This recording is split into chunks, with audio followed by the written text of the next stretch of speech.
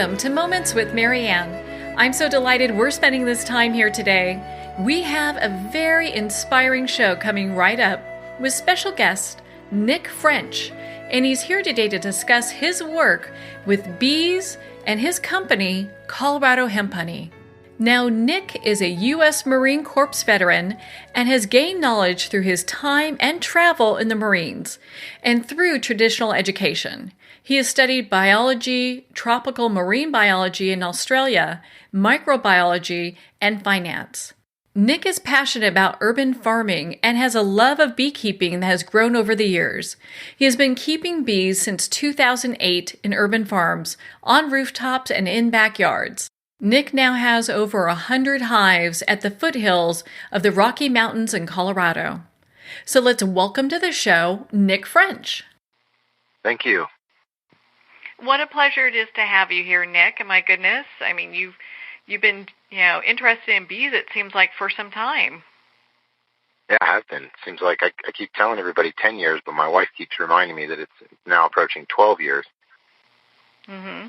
Well, what started you on that path? What got you interested in bees to begin with? I've always been interested in, more of the sciences and biology. When I was a kid, I had an older family member that kept bees. I don't actually remember being around the bees. I just remember eating lots of bread and honey as a kid. That was our go-to dessert. And then, we moved to Colorado, and I kept saying to my wife, I'd like to do some beekeeping. I'd like to get into it.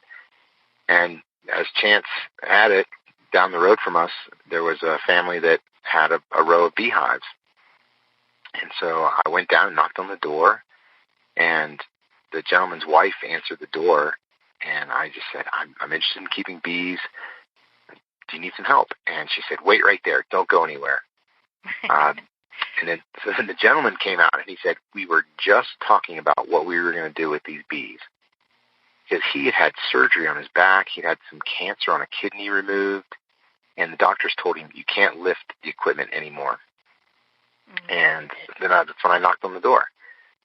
And so I ended up working for, his name is Jeff. I worked for Jeff for about a year, and we harvested about 800 pounds of honey that year. And it was only off of about 10 hives, so we had a great year. And for all the work I did for him, he gave me one hive. He said, here you go, here's a little gift for all the help you've given us. And that kind of got me started. And then a few weeks later, he said, Nick, I'm getting out of the business. Do you want to take over these beehives? And I said, whoa, too fast, too much. I don't know what I'm doing. And he reassured me that, having worked for the whole year with him, read all the books, that I could do it. And that's really how I got started in beekeeping. What a great story, because it's interesting when people, they have this interest and things just open up. I mean, it seems like you were meant to be doing this. That's what I feel like. I love my job. I feel very grateful. I used to say to people when they would tell me they love their job, I would say, wow, hopefully someday I'll love my job as much as you love yours. So I worked nearly 20 years in finance, which was a great career, but at times it was soulless. I was missing that connection with nature and with the feeling of helping to make a difference.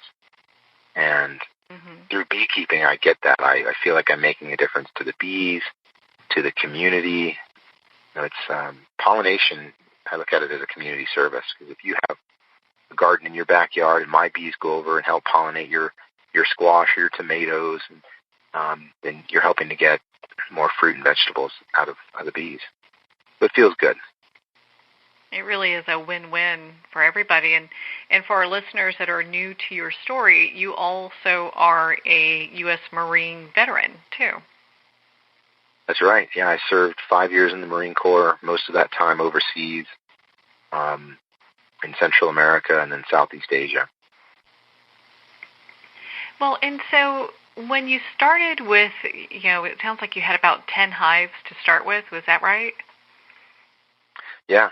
Yeah, I ended up, was given the one hive and then ended up purchasing another 10 and all the equipment, off of Jeff, because he was getting out of the business. And then from there, it was a slow. moved and skyrocketed, huh? Yeah, well, I knew how expensive it was to get started, and I thought, I can't do this alone. It's a big task to take on. If you're going to be a beekeeper and keep one or two hives in your backyard, you're probably going to spend anywhere from $500 to $750, maybe $1,000 if you buy all the special tools and things like that.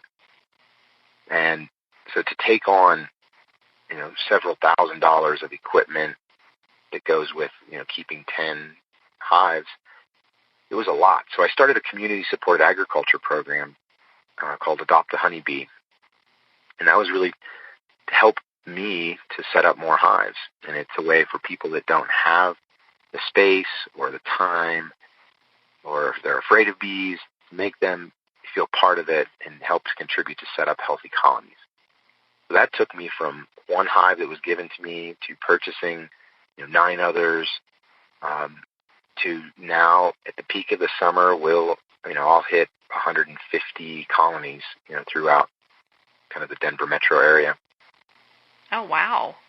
That is, because I know that you guys have grown exponentially, even within the last year that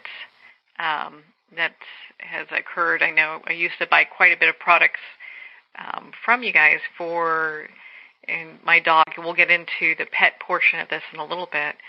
But, you guys have these incredible lines, and I love how your wife really has brought her skill set to the table as well.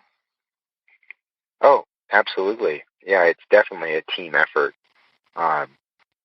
Allie's a certified aromatherapist, and when we were looking at the hemp honey line, it was something that we thought, well, we want to add a flavor, but not a flavoring. And we want to add something that has a value to it.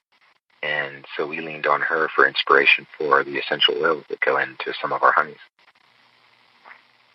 Well, and at what time did you, decide, like, hey, we're going to start incorporating the hemp portion into this? And maybe why don't we start here before you answer that question? For our listeners that may be new to what hemp is, why don't you share a little bit about that with us? Yeah, I'd love to.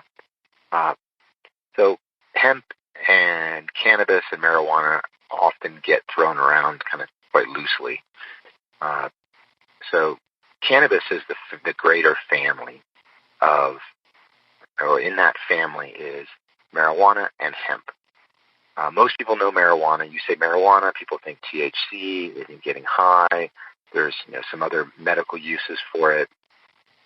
But really when you talk about marijuana, that is the psychoactive, that's the euphoric feeling that you get when you smoke it or ingest it. So marijuana has a cousin that is hemp.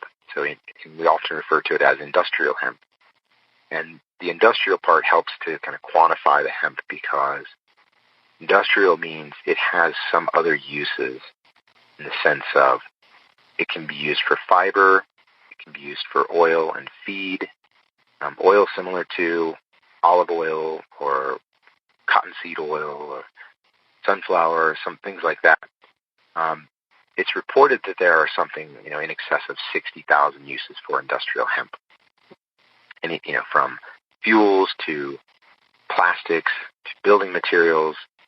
And so with hemp, you get lots of other uses besides just rolling it up and smoking it. Now, some of the other uses, there are some therapeutical uses to it. The big term now that everyone is going crazy for is CBD. And CBD is one of we call them cannabinoids. It's a chemical that the cannabis plant creates, just like THC. But CBD doesn't get you high. It doesn't create that euphoric feeling because it targets other receptors in your body, not just the ones in your brain. But it's a huge hemp. You could talk for days about hemp and all the uses for it. I think that's a really good breakdown of it because it makes it really simple for people to understand. It's like, okay, if I go to Colorado Hemp Honey and buy a jar of honey because it's for people, they have stuff that's for pets as well, that they're not going to be out of control. That's right. Yeah. It's a great alternative for people that are looking to take advantage of, the healing qualities from cannabis, but not get high. So you can look towards hemp for that. There's either it's extremely low or non-existent amounts of THC in hemp products. Well, I know that, and why don't we start talking about just when you decided to start kind of bringing together the hemp and the honey itself. Like, where did that decision come from? Because that's pretty ingenious. Yeah, it really came to me in 2015. I was approached by a hemp advocacy group that was really looking for someone to help out with the pollination and production of hemp seed. At that time, seed was selling for about $10,000 a pound, or even $10 per one seed. It was very, very expensive. And the reason the price was driven up is because the U.S. government was not allowing the importation of viable seed. And so then you have all these farmers that are wanting to grow hemp, but they can't get the seed for it. And I heard all kinds of crazy stories about people driving to Canada and smuggling seed back in the spare tires of their cars, under their seats, and just really, really wild stories because there was such demand for it. And so this hemp advocacy group contacted me and said, hey, we don't have a beekeeper involved. We think it might be good for a beekeeper to get involved in this. And I said, okay, well, yeah, let me check it out. So I went up to the Northern Colorado Hemp Expo that year and just was amazed at this industry that was growing around hemp. There were farmers, there were harvesters, there were seed companies, and there were a couple people that were taking the plant and extracting it into an oil. And that's where I got really interested because at that time, and still you come across it, these hemp products don't taste very good on their own. And so I looked at this and I thought, wow, if there's really the health benefit to this plant and to these oils, and it tastes horrible, well, our honey tastes so good, why don't I mix the two together to create the first hemp honey? And so I started messing around with it and playing around and putting the hemp into it and worked out a great recipe to where, there's a good amount of hemp in it and CBD, and it still tastes good. And we took it to market and people loved it, and it just took off from there. Yeah, I mean, I have seen Colorado hemp honey in not only dog stores in Colorado, but also different cafes. I mean, it's all over the place. You can find it everywhere, which is fabulous. Well, it's great for us. We're very fortunate that honey is such a versatile food that it can be used in many ways. It's not just a pill or a capsule or a tincture or a salve that you rub on. Honey can be used. You can use it in your recipes at home. You can bake with it, put it in your tea or coffee, put it on your oats, your yogurt. I mean, it's endless. You can even use it as a facial. And then so that application carries through. And also, honey is more like a fruit than it is a sugar. And so it's easily digested by humans and by pets. You don't need a lot of glucose to break down those sugars. So it really is honey on its own already is a superfood. And it's been used for thousands of years to help with all sorts of ailments. But we're just we're taking those other healing qualities from other oils and plants and mixing it in with the honey to make a superfood. At what point did you decide and come up with this brilliant idea that this could be something that we could use for pets? Oh, well, I can't take all the credit. It's my wife again, just, serendipitously. She was working as a rep for a pet food company at the time and was going around to different pet stores and talking to people. And just as you build the relationships with your stores and the store owners, and you're telling stories, she would tell them about, oh, my husband's a beekeeper and we've created this product line. And all of a sudden the stores were saying, well, I want to bring it in. let me bring it in. I'll put it on my shelves. And so we ended up getting a few stores here and there, and then it started growing. And other stores would hear that, the store down the road is carrying this Colorado hemp honey, and then they wanted it. And then pet owners started to see the benefit that they were getting from the hemp honey in their pets.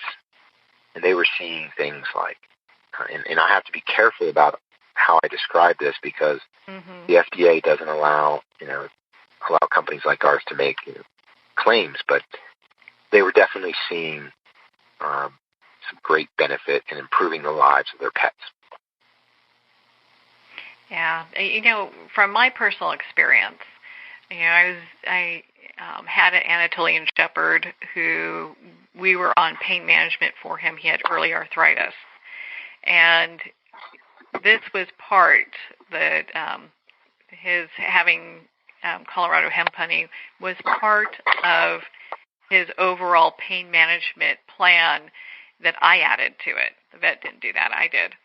And it really seemed to kind of help because it moved him kind of just where he was able to move around and not be in constant pain because it was pretty tough for him. He had a really tough time. Yeah. Sure, we have a black lab on the farm, Abby, and she has a bad shoulder. And I can tell the days when she's taking the hemp honey and the days that she's not. The days she's on it, her shoulders loosened up a little bit more. She moves a little more freely. Yeah, it's able to move around. Well, and it's interesting because you have this, you have a different section that's like, and correct me if I'm wrong, I believe it's Crazy Be Gone. And it's for, to kind of help pets kind of just calm a little bit.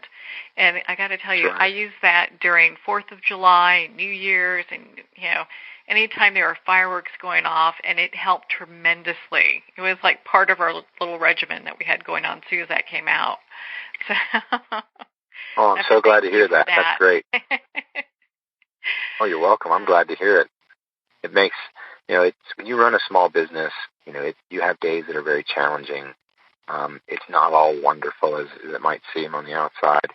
But there are days when you struggle in a small business and then you get feedback like that and you say to yourself, all right, I'm going to get back up and I'm going to do it again. I'm going to go another day and I'm going to keep this going because we're making a difference in people's lives and pets' lives. Yeah. I had a dear friend, she had back surgery. And this was, the Colorado hemp honey is what helped her so that she was able to move more freely during her day.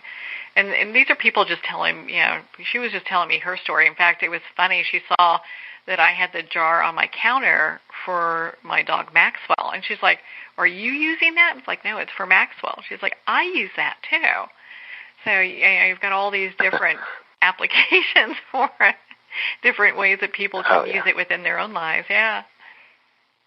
Oh yeah, I often joke around with people because they'll come to me and with one of our honey sticks, and they'll say, "How do I use this with my pet?" And I say, "Oh, it's pretty easy. So start off with a quarter of a teaspoon or a quarter of the honey stick in the morning, quarter of the honey stick in the evening, and then you get to eat the other half." So it's something that's a shareable. It's not just for pets and it's not just for people, but it's really for mammals. Because we all share a similar system within our bodies that can be supplemented through hemp and cannabinoids. Yeah, well, and my dog was such a picky eater. I mean, he was the dog that ate around the pills, and all that. Yeah. So this was one thing that I could do that I knew he least liked, and it made that whole process so much easier.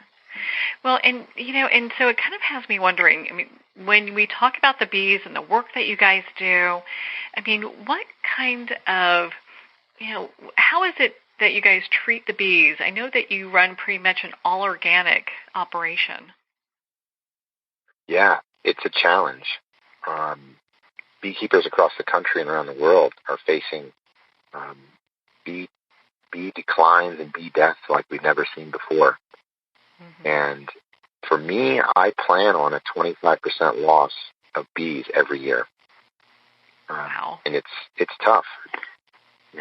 If you think about it in terms of easy numbers, if you say, if I had 50% losses and I had 100 hives, I would be down to 50.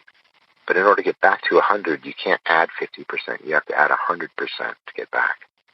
So recovering from losses is tough, and it's something that we work really hard at.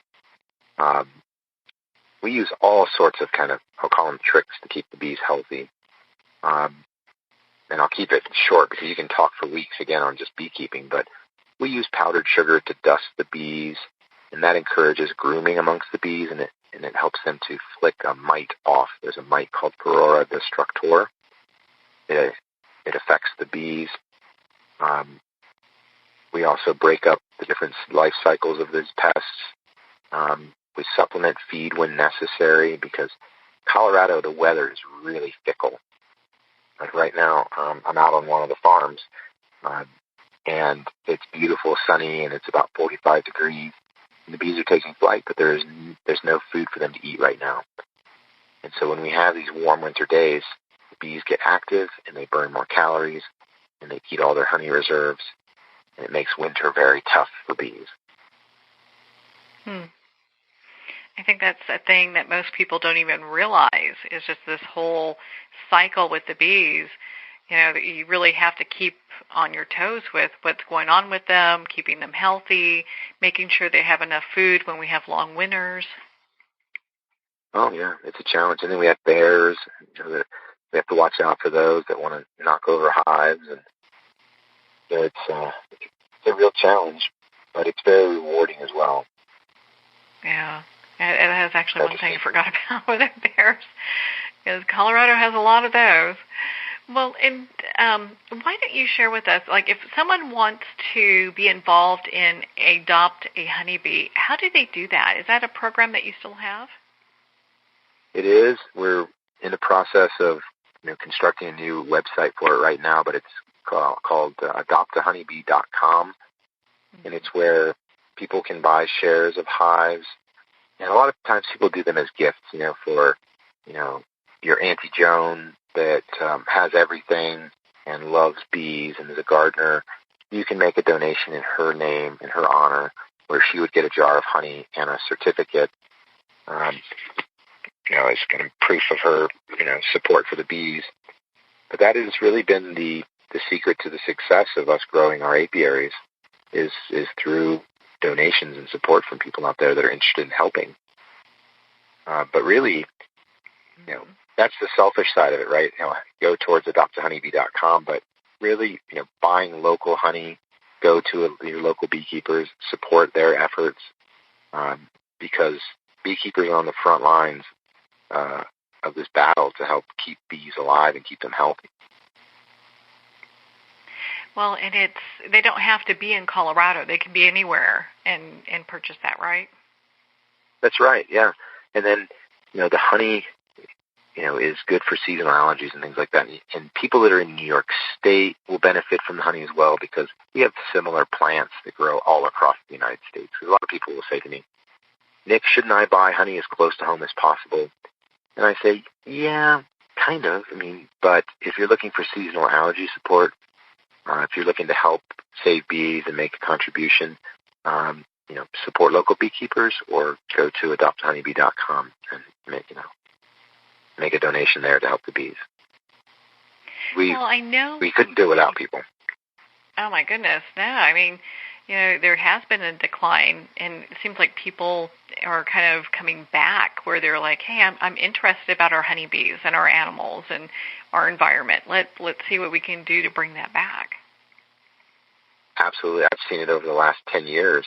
When I first started going to farmers markets and selling honey, and I would talk to people about the plight of the bees, they would look at me like I was from some other planet. And they would say, what do you mean there's something wrong with the bees? And I say, if you, believe me, it's happening. I see it daily. It's a struggle. And we see it from generation to generation as well, where older beekeepers are not having to deal with the challenges that younger beekeepers are facing now because, 40 years ago, it wasn't such a struggle with the mites and the different challenges for bees now that we see today. So it's happening. No matter what the news says, I can tell you it's happening. Well, and with the hives that you have, what is the longest one? You may or may not be able to answer this because I'm not sure how this all works, but is there a hive that you've had longer than any of the others? Is it just considered like one big, part of the farm, and so you just look at it as percentages if a hive doesn't make it? Well, I would say that where I've been beekeeping from the beginning, I've had hives there the entire time in that same place. And those hives have been there, 20 years before I ever started keeping bees there. So it was, those hives tend to do really well in that area. And then I've had hives in other areas that haven't done so well. But it's tough to say if it's one hive or the original genetics of bees that was there before. Queens can live a couple years to 5-7 years. If the colonies are doing well, I let them do their thing. That's kind of why I call myself the bee shepherd and not really the beekeeper. I like to shepherd them and help them a little bit. But they know what they're doing. They don't really need me to interfere too much. I just need to be there to help them grow and make sure they're healthy. And if I need to bring in a new queen, I can do that. But really, they know best. Well, it sounds like you really know your stuff when it comes to helping the bees, being the bee shepherd that you are, and of course, producing Colorado hemp honey. Where can our listeners connect with you? Oh, and one quick question too. So we've got lots of different states across the U.S. Can Colorado hemp honey be shipped anywhere, or is it are only some states allowed to have hemp honey shipped to them? Yeah, we ship honey everywhere to all 50 states and overseas. Some states do have some special regulations, but mostly it affects medical marijuana or sales of specific types of products in different types of counties or jurisdictions. But for us, people can go to coloradohemphoney.com and order online. We can ship it to them. We also have a store locator on our website. So you can go and put your zip code in and then find a local store near you. We love to support our local retailers, so I would encourage you to go and use the store locator and find a store near you, because you're also going to get some more information and knowledge about the product that you may not get all of that on the website. Well, this is great. I just used the store locator, and there are 3 places near me that have it. So, of course, I'm going to drop in and pick up some. And great. I'm so glad that we've been able to spend this time together, Nick, and talk about Colorado hemp honey. I mean, it's helped. I can't even thank you enough. I mean, it's helped me with my dog so much, and I know other people that it's helped. So you're definitely on the right path, right track.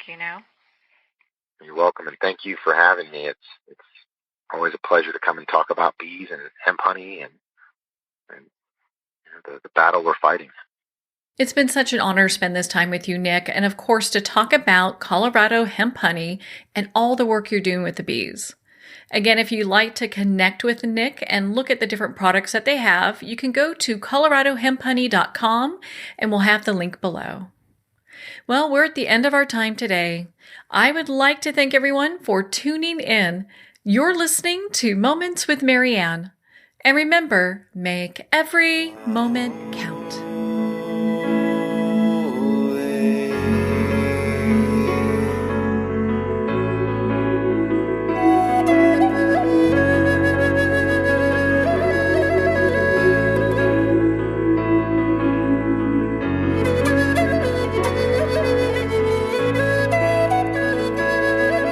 In a single moment, your life can change. Moments with Marianne is a transformative hour that covers an endless array of topics with the best of the best. Her guests are leaders in their fields, ranging from inspirational authors, top industry leaders, and business and spiritual entrepreneurs. Each guest is gifted and a true visionary, a recognized leader in her own work, and while teaching others to develop, refocus, and grow, Marianne will bring the best guest and sometimes a special surprise. Don't miss this. You never know just which moment will change your life forever. Moments with Marianne airs every Sunday, Monday, Thursday, and Friday at 8 p.m. Eastern and 5 p.m. Pacific Time. Make sure to tune in and visit momentswithmarianne.com for more information.